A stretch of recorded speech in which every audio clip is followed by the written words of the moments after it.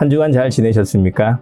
이번 주간에는 죽고 싶다는 말을 좀 덜 하셨습니까? 지난 시간에 죽고 싶다는 말이 사실은 다르게 살고 싶다는 소망의 표현이라고 설명을 드렸습니다. 그리고 만남을 바꾸는 것으로부터 다르게 사는 삶을 시작하자고 제안을 드렸습니다. 오늘은 두 번째 시간인데요. 어떻게 하면 다르게 살 수 있을까에 대해서 연속해서 생각해 보려고 합니다. 어떻게 하면 다르게 살 수 있을까요? 생각을 바꾸어야 합니다. 그러면 생각을 바꾼다는 것이 뭐죠? 이런 질문을 할 수 있을 것 같아요. 그래서 오늘은 생각을 바꾼다는 게 뭔가, 어떻게 해야지 생각을 바꿀 수 있을까? 그 부분에 대해서 설명을 드리고 싶어요. 여러분, 생각을 바꾼다는 게 뭘까요? 생각을 바꾸면 내가 아닌 사람이 되는 거 아닌가? 이렇게 생각할 수도 있습니다. 생각을 바꾼다는 거, 내가 아닌 내가 되는 거, 그런 과격한 변화를 의미하는 것이 아닙니다.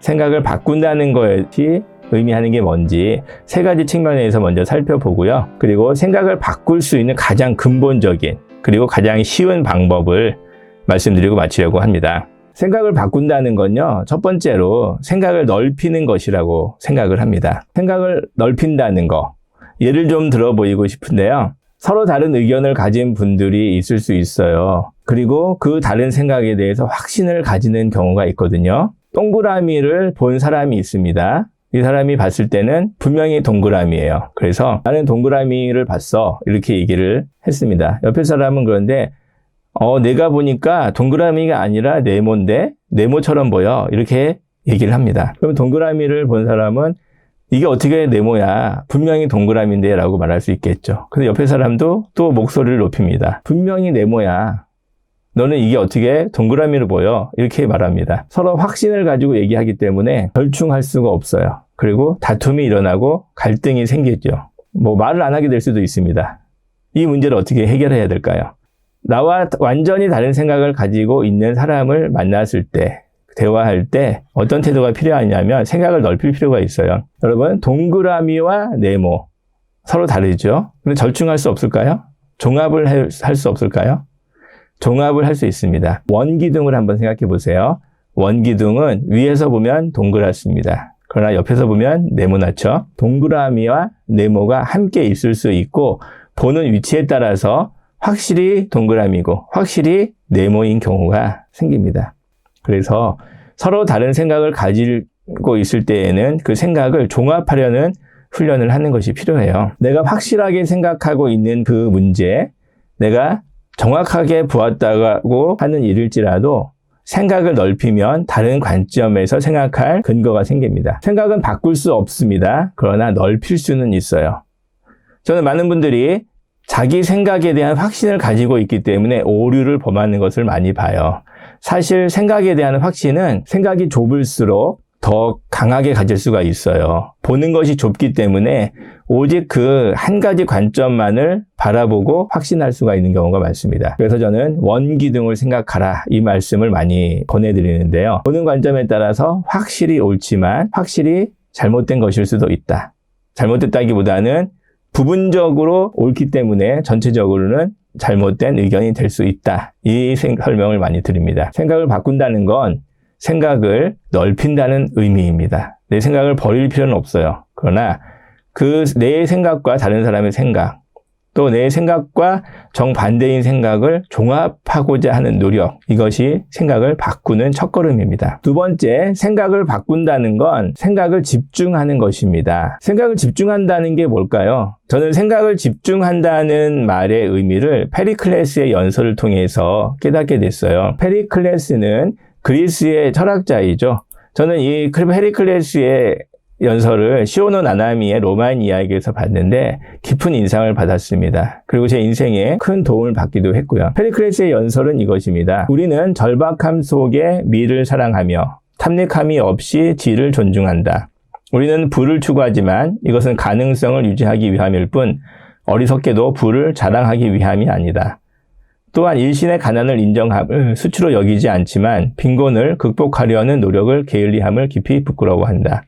이곳 아테네에서는 정치에 무관심한 시민은 조용함을 즐기는 자로 여겨지지 않고 시민으로서 무의미한 인간으로 간주된다. 저는 이 페리클레스의 연설을 듣고 충격을 받았습니다. 왜냐하면 저의 모호했던 생각을 정확하게 찝어주었기 때문이죠. 저는 가난에 대한 부끄러운 기억이 몇 가지 있었어요. 그리고 그러한 기억들이 저를 괴롭히기도 했었는데, 가난에 대한 부끄러움을 가지고 있었지만 거기에 대한 반발심도 있었거든요. 내가 왜 부끄러워해야 돼? 나도 어쩔 수 없었는데, 내가 가난한 집에 태어난 게 내가 태어나고 싶어서 태어난 거야? 이런 원망, 또 사람들에 대한 불평, 그리고 불만 같은 게 있었던 것이죠. 페리클레스의 연설을 보고 제가 생각을 명확하게 할 수가 있었어요. 집중할 수가 있었죠. 내가 부끄러워야 할 대상은 가난이 아닌 것입니다. 가난은 부끄러워할 대상이 아니에요. 그러나 가난에서 벗어나려고 노력하지 않았던 것은 부끄러워해야 한다는 것. 페리클레스가 이것을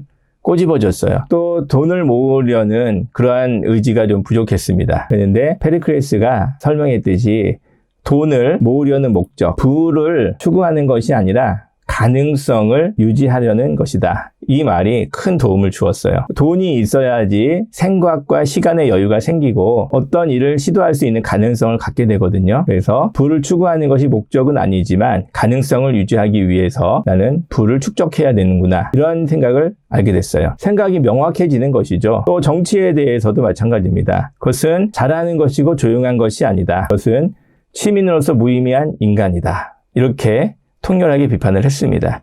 이 페리클레스의 연설이 저에게는 여러 가지 의미에서 큰 전환점이 되어 주었습니다. 맞습니다, 여러분. 우리는 무엇을 부끄러워하고 무엇을 부끄러워하지 않아야 할지를 알아야 돼요. 무엇을 자랑하고 무엇을 추구하고 또 무엇을 위해 살아야 할지를 명확하게 깨닫는 것이 중요해요. 페리클레스의 연설은 대상을 정확하게 알라는 교훈을 저에게 주었습니다. 교회에서 혹은 사회에서 상처를 받은 분들을 가끔 만나게 돼요. 그분들이 그 상처의 원인이 무엇인지에 대해서 모호하게 생각하는 경우가 있어요. 그렇기 때문에 대응도 모호할 수밖에 없습니다. 내가 분노해야 될 대상이 누구인가? 내가 잘못한 것이 무엇인가? 이 부분에 대해서 집중적으로 생각을 해봐야 돼요. 그 원인과 과정과 결과를 명확하게 깨달아야 됩니다. 제가 가난을 부끄러워하지 않아도 된다는 페리클레스의 말에서 큰 위안을 받았던 것처럼, 또 반대로 가난에서 벗어나려는 노력을 하지 않는 것은 부끄러워해야 한다는 말에서 큰 교훈을 얻은 것처럼 생각을 집중해서 짊어져야 할 짐과 짊어지지 않아야 할 짐을 구분하는 것이 필요합니다. 인간관계에서 상처받은 분들에게는 이러한 부분이 좀 부족한 경우가 많아요. 내가 잘못하지 않은 것과 내가 잘못한 것, 내가 분노해야 할 대상, 분노하지 않아야 할 대상, 이것을 구분하는 일이 필요해요. 그래야지 건강하게 성장할 수가 있죠. 이러한 것이 생각을 집중하는 것입니다. 생각을 집중해야지만 우리는 생각을 바꿀 수가 있어요. 세 번째로, 생각을 바꾼다는 건 내 생각을 찾는 것입니다. 내 생각을 찾는다는 게 무슨 말이죠? 다 내 생각 아닐까요? 독재국가 사람들 한번 생각해 보세요. 우리가 북한 사람들이 수령님을 외치면서 열광하거나 아니면 눈물을 흘리는 것을 TV로 보면서 감동을 받기보다는 섬찟한 느낌을 받죠. 저는 국민학교를 다녔는데 국민학교 때 이런 교육을 받았습니다. 선생님이 북한에서는 음식을 나눠주면서 김일성 수령님께서 주신 음식이다. 감사하고 먹어라. 이런 교육을 한다고 배웠습니다. 그래서 김일성 수령님이 우리를 먹여주시고 살려주신다. 우리가 잘 사는 건 다 김일성 수령님 덕분이다. 이렇게 북한에서는 가르친다. 제가 이렇게 배웠습니다. 그리고 그런 교육을 받고 TV에서 북한 사람들의 모습을 보니까 너무나 어리석게 느껴지는 거예요. 자기 생각이 아닌 생각을 가지고 저렇게 열광을 하고 저렇게 눈물을 흘리는 모습이 어리석게 느껴졌습니다. 근데 좀 반전이 있어요. 그게 뭐냐면 제가 나중에 자라서 생각해 봤더니 우리나라에서도 비슷한 교육이 있었던 거예요. 우리나라에서도 박정희 대통령이 우리를 잘 살게 해줬다.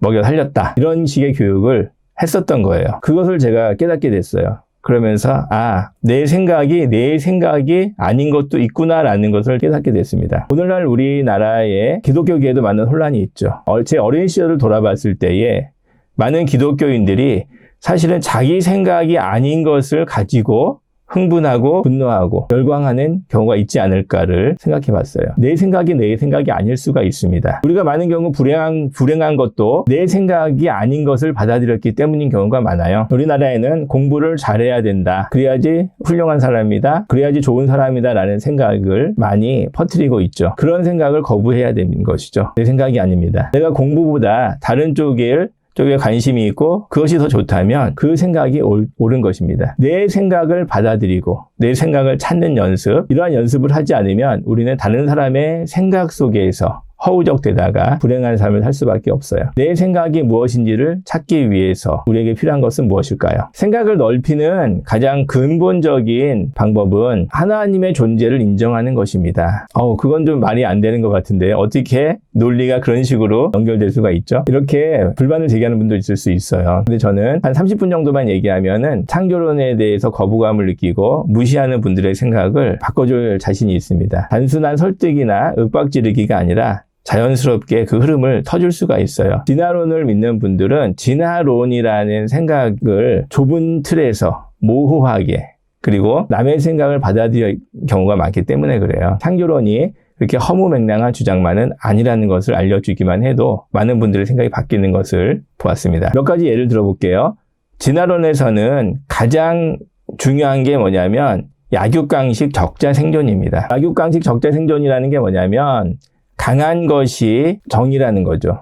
왜냐하면 강한 유전자를 가진 그런 개체가 그 유전자를 많이 퍼뜨려야지 그 종은 번성하고 더 강해진다.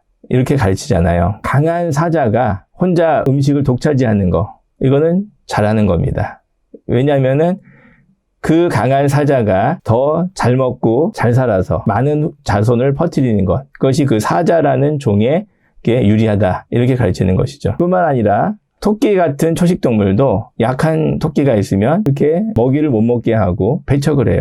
그걸 잘하는 것이다 라고 얘기를 해요. 왜 그렇습니까? 약한 유전자를 가진 토끼는 도태되어야 한다, 이렇게 가르치는 것이죠. 진화론에는 정의와 선의 개념이 없습니다. 정의롭지도 않고 선하지도 않아요. 따라서 우리가 진화론을 믿으면서 정의를 주장하고 평등을 주장하고 선하게 살자고 외치는 것은 공허한 이야기입니다. 내가 어떤 속임수를 쓰는 게 아니라 자연스러운 논리의 귀결이에요. 따라서 진화론은 우리를 비윤리적으로 만듭니다. 뿐만 아니라 우리가 살아가야 하는 의미를 설명해 주지 못해요. 적자생존, 환경에 적응하는 자가 생존하고 그것이 당연하다. 근데 환경에 적응하는 것이 단순히 살아남기 위해서이지 다른 의미는 없는 거예요. 어쩌다 보니까 우리는 태어났고 어쩌다 보니까 살게 됐고 어쩌다 보니까 환경에 적응하게 된 것뿐이죠. 그냥 그렇게 살아가는 겁니다. 의미는 없어요.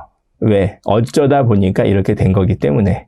사실은 사나 죽으나 똑같은 겁니다. 아무도 그 삶을 기억하는 자가 없기 때문에. 창조론은 선하고 정의로운 창조주 하나님을 전제로 깔고 있어요. 선하고 정의로운 분이 우리의 삶을 지켜보시고 판단하신다, 이렇게 주장하고 있죠. 이렇게 주장하는 것이 어리석은 생각일까요? 우리 안에 있는 선에 대한 욕구, 정의에 대한 욕구, 또 평등에 대한 욕구는 왜 생겼습니까? 진화론이 우리의 근원이라면 이러한 생각은 있을 수조차 없는 것이거든요. 이러한 의문에 대해서 창조론은 답을 줄 수가 있습니다. 성경에서는 태초에 하나님이 천지를 창조하셨다라고 창세기 1장 1절, 그러니까 성경이 맨 앞에 명시해 놓고 있어요.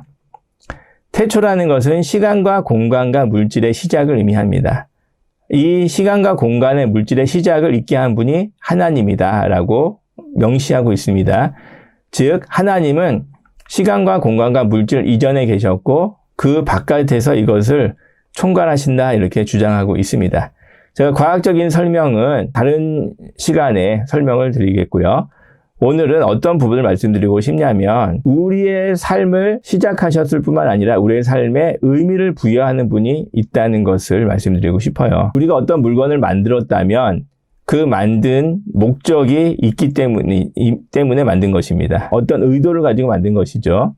연필을 만들었으면 글을 쓰려는 의도를 가지고 만든 것입니다. 창조했다는 말은 의도가 있다, 즉 목적이 있다는 개념을 내포하고 있어요. 살아있고 살아야 하고 또 존재해야 하는 이유가 있다고 이야기할 수가 있어요. 창조는 곧 목적을 의미하는 것입니다. 내가 살아야 할 목적이 있다고 생각할 수 있는 것이죠. 뿐만 아니라 우리가 힘들고 어려운 삶을 살아갈 때 남들보다 더 어려운 환경에서 더 힘든 여건 가운데에서 분투하는 것, 이것을 아무도 알아주는 사람이 없다면 그것만큼 허무한 것이 없을 것 같아요. 하나님이라는 분이 존재하신다면 그분은 우리가 남들보다 더 어려운 환경에서 더 불리한 조건 가운데에서 분투하는 것을 지켜보고 인정해 줄 수 있습니다. 하나님만이 이 모든 것이 가능하거든요. 창조론을 믿을 때 어려운 환경에서도 견디고 버틸 수 있는 그 근거를 가질 수가 있는 것이죠. 말씀을 마치겠습니다. 생각을 바꾸자. 다르게 살기 위해서는 생각을 바꾸자라고 말씀을 드렸습니다.